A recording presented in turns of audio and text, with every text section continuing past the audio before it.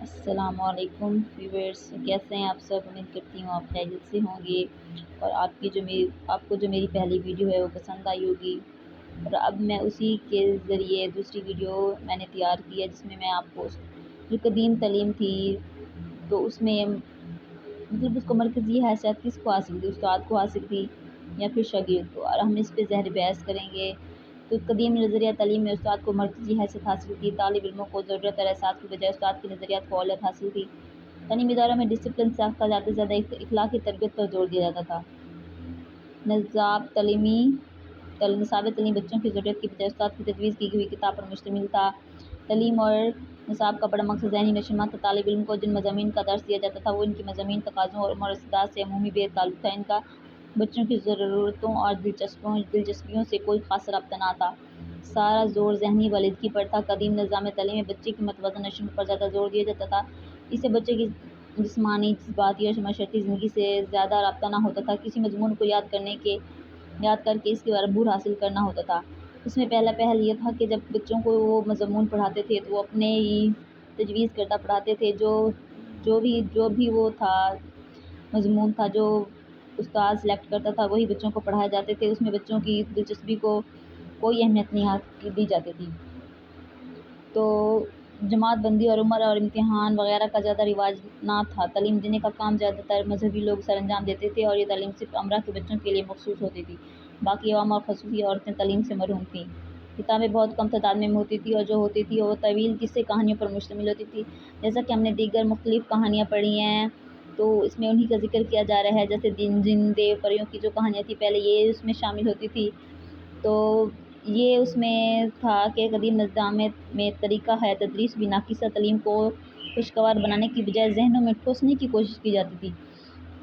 تو جو استاد کا کام درس دینا اور شاگرد کا کام سننا ہوتا تھا، معلم ہر چیز میں پیش ہوتا تھا، یعنی نظام تعلیم، نصاب اور فلسفہ سب کچھ استاد کے ہاتھ میں تھا۔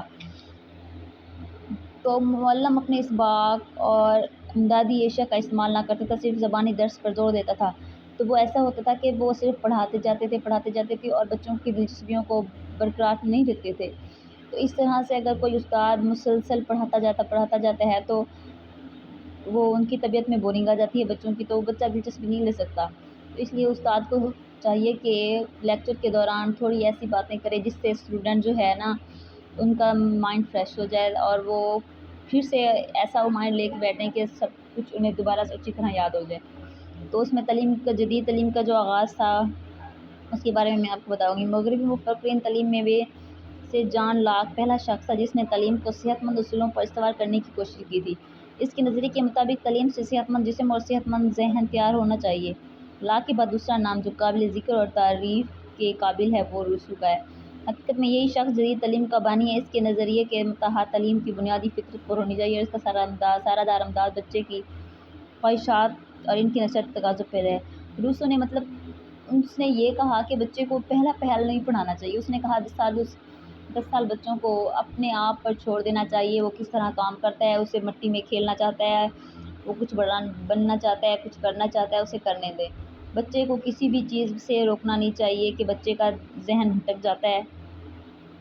جس چیز سے ہم بچے کو روکیں گے تو وہی وہ کام سر انجام دے گا۔ جیسا کہ اب ہم گرم پتیلے ہے اور ہم بچے سے کہیں گے کہ گرم پتیلا نہ اٹھاؤ تو پھر اس کے ذہن میں ہوگا کہ میں نے اسے اٹھانا چاہیے، لیکن جب وہ اٹھائے گا اس کا ہاتھ جلے گا تب اسے فیل ہوگا کہ ہاں اس سے مجھے نقصان ہے، تو وہ آئندہ سے ہاتھ نہیں لگائے گا۔